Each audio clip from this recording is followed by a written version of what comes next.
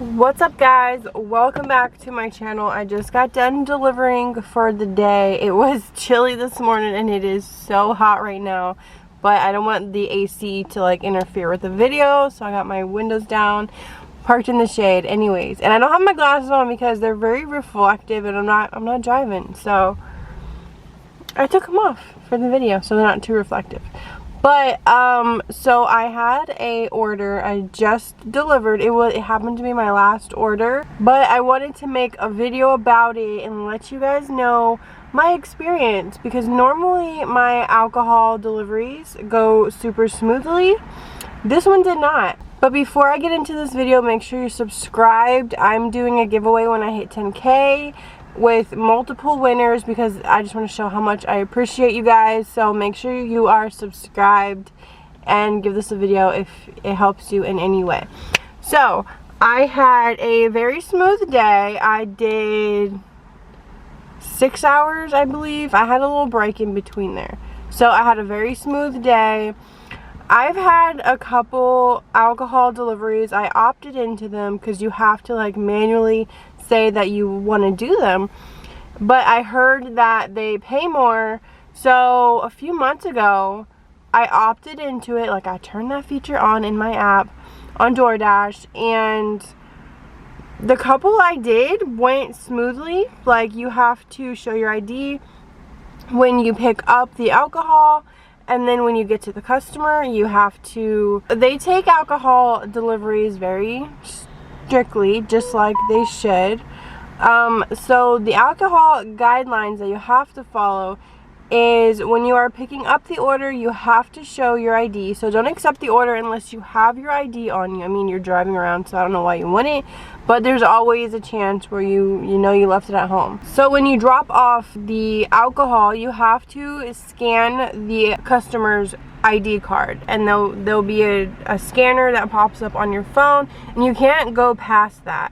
So you have to scan it until you can move on to ending the order. And they do pay extra for you to take these alcohol orders because you have this liability on you. And normally people do tip extra because, you know, they want their alcohol, they appreciate you bringing it to them more than food. So that's why I opted in to these alcohol deliveries. But after today, I don't think I'm gonna do it because I don't know. So what happened today was I got an order. It was 4 bottles of alcohol. They put it in a big box for me. I was on the way to the customer, and I get this message from the customer saying, leave it at my door. So that was the first red flag, because I cannot leave alcohol at a door. And they should know that, because as they're ordering said alcohol, it will tell them everything that they need to do. Like, I have to scan their ID. So I tell them that. I said, I can't do that because I have to see you and scan your ID. So I didn't get a reply after that. So I pull into this really nice housing complex, and it is really, really nice. Pull up to the house. I don't pull in. Because I always just like go sideways towards a house, so I can just drive away.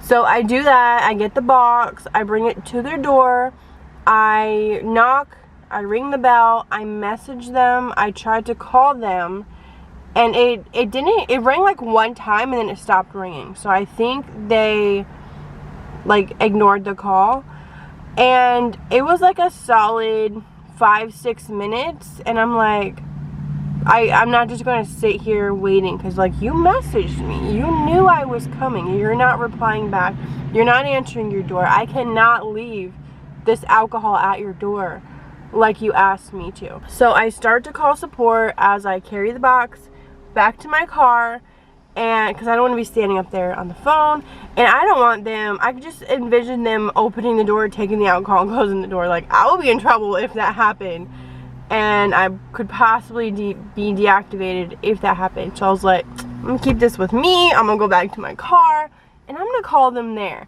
So I'm in my car, I call support, I explained to her what happened, that they want me to leave it at the door, they're not answering. So she then puts me on hold so that she could call the customer for herself, get her side of the story.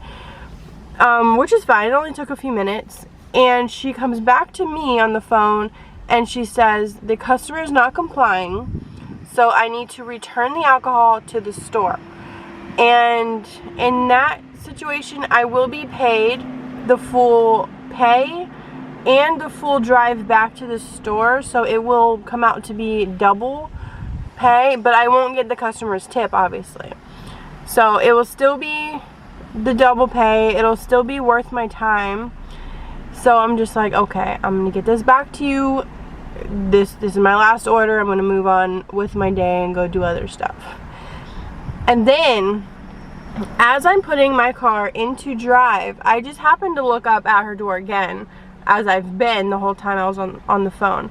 And I look up, she is coming out the door, down her sidewalk, like straight to my car. So I'm like, so what's running through my head like really quickly is, one, I'm already out of the order. Even if she hands me her ID, I can't do nothing. I physically, I can't do nothing. Two, I don't know what this girl is capable of or what she got planned. Walk up to my car and argue with me, try to take the alcohol. I don't know. So I just put my car in drive and start driving away. And then, like, driving away like normal. And then I look in my rearview mirror. She's in the street. And she's just standing there watching me. I don't understand what was going through her mind. So I keep driving and I take the alcohol back to the store. It wasn't that far. And I am paid the double, which is great because that was worth my time that I wasted there. Like, I don't know what goes through people's minds. Like, she was just inside saying, leave it at my door. Not responding to me at all. The customer service calls her. She's not complying. Like, I don't know what that meant. She's not complying. And then you're gonna come out and walk up to me or try to. Like, I don't know what this crazy girl had planned or what she was gonna try to do or if she was gonna apologize. But clearly, you messaged me. Clearly, you answered customer service. So at that point, you could have been like, oh, they're here? Like, I didn't know. So that's my story on my alcohol delivery today. I just wanted to share it with you guys. You don't have to do alcohol deliveries.